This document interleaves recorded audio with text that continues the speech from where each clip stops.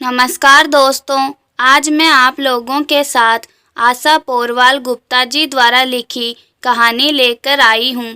कितनी कड़ाके की ठंड है और माँ घर के सारे काम खुद ही करती हैं। अब उनकी उम्र हो चली है, कितनी दिक्कत होती होगी उन्हें। राघव, इस बार तुम एक घरेलू सहायिका वहाँ पर रखवा ही दो। मिनी, राघव की पत्नी ने राघव से कहा। मिनी, मैं हमेशा माँ पापा को कहता हूँ घर के कामों के लिए सहायिका रख ले। माँ तो चाहती हैं पर पापा नहीं मानते। शुरू से ही घर किचन के कामों में पापा की दखल अंदाजी इतनी ज़्यादा रही है कि उनकी आदत बदली भी नहीं जा सकती।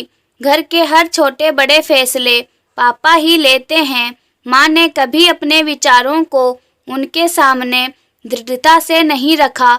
धीरे धीरे पापा की आदतें बिगड़ती गई।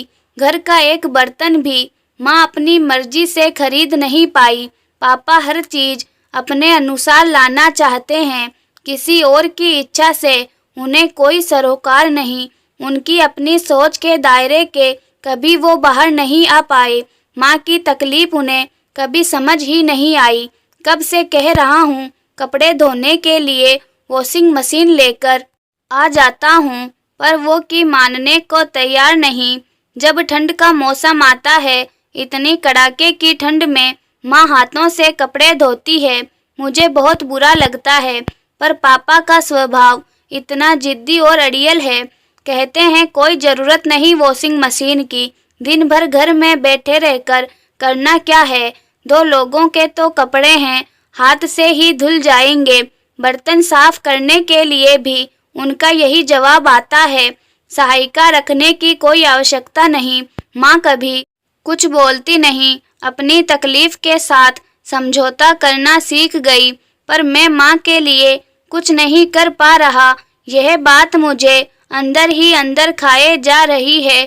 ठंडे पानी में काम करके उनके पैरों की बिवाइयाँ फट गई है, हथेली और पैर के तलवे सख्त हो गए हैं। जब भी घर जाता हूँ, माँ को देखकर मुझे खुद पर शर्म आती है कि मेरी कमाई किस काम की, जब घर में माँ के लिए सामान्य सुविधा उपलब्ध ना करा सकूं।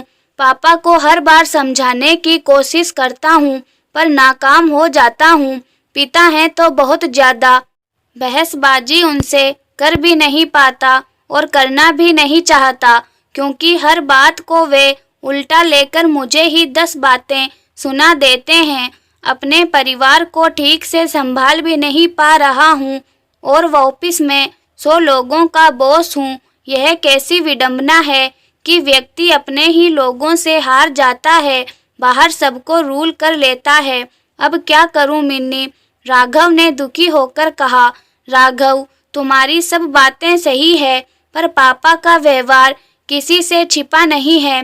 पर जब बदलाव अच्छे के लिए लाना हो तो हिम्मत करनी ही पड़ती है। गलत के खिलाफ आवाज़ उठानी ही पड़ेगी, चाहे वह अपना ही क्यों न हो। कब तक ऐसे ही चलता रहेगा। खामोशी उस व्यक्ति के गलत कार्यों को करने में और बढ़ावा देती है। इस तरह मन में ही सोचते रहने से कुछ नहीं होता। तुम घर के इकलौते बेटे हो, अपने डिसीजन खुद ले सकते हो।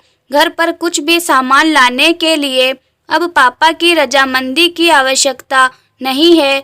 जो भी कर रहे हो उनकी खुशी सुविधा के लिए कर रहे हो, इतना ज़्यादा सोचने की ज़रूरत नहीं है। अभी केवल माँ के बारे में सोचो।